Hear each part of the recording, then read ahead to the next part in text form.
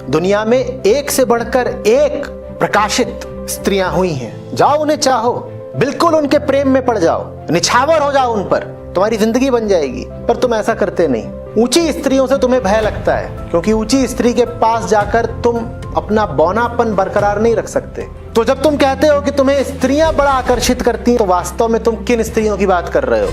तुम ऐसी स्त्रियों की बात कर रहे हो जो हाड़ मास से ज्यादा कुछ है ही नहीं। वही तुम्हारे जहन पर छाई रहती हैं। किसी के होंठ, किसी के बाल, किसी की आंखें, किसी के स्तन, किसी की खाल, इन्हीं का विचार करते रहते हो ना।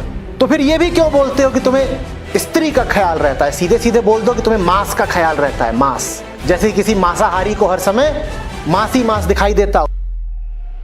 मतलब एक महिला सशक्त हो, इसका मतलब ये नहीं है कि वो पुरुष हो जाए। जो पुरुष जो कर रहा है वो कर ले। वो महिला होते हुए एक महिला किस ऊंचाई तक पहुंच सकती है अपने आप को ऊंचा उठाते उठाते, तो उसमें जो क्वालिटी आती है वो किसी पुरुष में भी नहीं आ सकता। इस बात को बहुत सारे पुरुष इतिहास में जो खुद महान थे, इतने इंटेलिजेंट थे, वो भी एडमिट करते हैं। अब मतलब वो महिला को बहुत ही ऊंचा स्थान दिए। मतलब उनके बारे में भले ही लोग कुछ भी शिकायत करें, कि उनका ये तक कहना था कि अभी जो महिलाएं आप देख रहे हैं समाज में घूमते फिरते, ये असली महिलाएं नहीं हैं।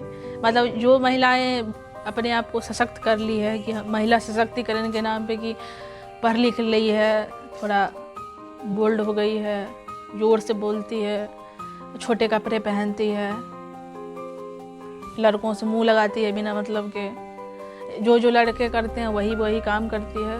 तो इसका मतलब ये समझ लीजिए कि यही महिला सशक्तिकरण। मतलब ओशो बहुत सही बात बोले थे। वो बोले थे कि अभी जो भी महिलाएं, ये नकली महिलाएं हैं, असली महिलाएं रही ही नहीं। मतलब इतिहास की कुछ कहानी वो बताए थे जिसमें मतलब एक महिला सशक्त हो, इसका मतलब ये नहीं है कि वो पुरुष हो जाए। जो पुरुष जो कर रहा है वो कर ले। वो महिला होते हुए एक महिला किस ऊंचाई तक पहुंच सकती है अपने आप को ऊंचा उठाते उठाते, तो उसमें जो क्वालिटी आती है वो किसी पुरुष में भी नहीं आ सकता। इस बात को बहुत सारे पुरुष इतिहास में जो खुद महान थे, इतने इंटेलिजेंट थे, वो भी एडमिट करते हैं। अब आप किसी गली मोहल्ले के लड़के से आप मत पूछ लीजिए, तो वो तो ऐसे ही मजाक उड़ाएगा कि महिलाएं ऐसी होती है, क्योंकि वो बेचारा एक तो पढ़ा नहीं है, और दूसरा वो समाज में जिस तरह की महिलाएं देखता है तो सोचता है महिलाएं ऐसी ही होती है।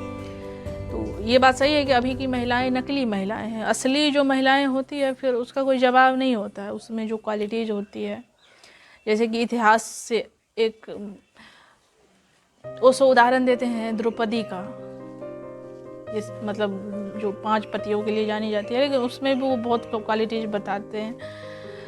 तो ये सब बातें इतनी मतलब किसी किताबों में छुपा रह गया, आम लोगों को नहीं पता है। अब तो खैर महिलाओं का मजाक उड़ता है।